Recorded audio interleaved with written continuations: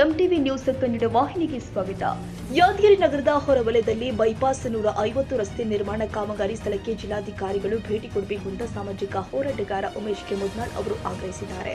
ಸ್ಥಳಕ್ಕೆ ಭೇಟಿ ಕೊಟ್ಟು ಪರಿಶೀಲಿಸಿದ ನಂತರ ಉಮೇಶ್ ಕೆ ಮುದ್ನಾಳ್ ಮಾತನಾಡಿದ್ದು, ಬಹಳ ದಿನಗಳಿಂದ ಆಗಬೇಕಾದ ಬೈಪಾಸ್ 150 ರಸ್ತೆ ನಿರ್ಮಾಣವಾಗುತ್ತಿರುವುದು ನಮ್ಮ ಯಾದಗಿರಿ ನಗರಕ್ಕೆ ಒಳ್ಳೆಯ ಬೆಳವಣಿಗೆ. ಆದರೆ ಎರಡು ವೈಜ್ಞಾನಿಕವಾಗಿ ಮಾಡಬೇಕಾದ ಚರಂಡಿ ನಾಲಾ ಮಾಡಬೇಕಾಗಿತ್ತು. ಆದರೆ ಎರಡೂ ಬದಿಯಲ್ಲಿ ಅವೈಜ್ಞಾನಿಕವಾಗಿ ಇಟಾಚಿ ಮುಖಾಂತರ ಬೃಹತ್ ಆಕಾರದ ನಾಲಾ ಮಾಡುತ್ತಿರುವುದು ದುರಾದೃಷ್ಟಕರ ಸಂಗತಿ.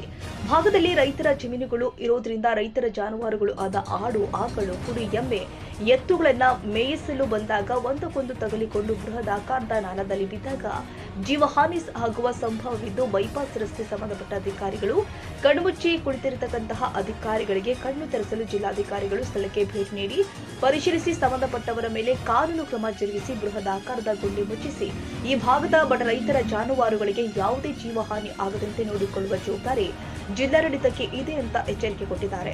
ಇದು ಬೈಪಾಸ್ ರೋಡ್ ರೀ, ಇದು ರಿಂಗ್ ರೋಡ್ ರೀ. ಇದು ಸುಮಾರು 7-8 ಫೀಟ್ ಒಳಗೆ ತೆಗ್ಗ ಹೊಡ್ದಾರಿ.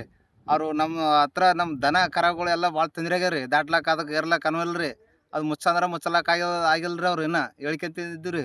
ಅಂದ್ರೆ ಅವ್ರು ಏನು ಅನ್ನಕತ್ತಾರೆ, ನಮ್ಮ ಬೇರೆದು ವೇಸ್ಟ್ ಮಾಡಿ ತಂದು ಹಾಕ್ತೀವಿ, ನಮ್ಮ ಜಾಗದಾಗ ನಾವು ಹೊಡ್ಕೊಂತೀವಿ ಅನ್ನಕತ್ತಾರೆ ಅವರು.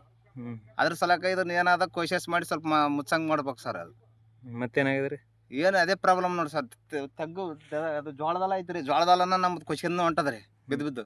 ಅದ್ರ ಸಲಕ ನಮ್ಮದೇ ಭೂಮಿ ಹೊಂಟದ್ರಿ. ನಾವು ಗಳೆ ಪಿಳೆ ಹೊಡ್ಕೋಬೇಕಾದ್ರೆ ಆಗವಲ್ಲ. ಇದೇ ಸಂದರ್ಭದಲ್ಲಿ ಉಮೇಶ್ ಕೆ ಮುದ್ನಾಳ್ ಅಭಿಮಾನಿ ಬಳಗದವರು ಉಪಸ್ಥಿತರಿದ್ದರು.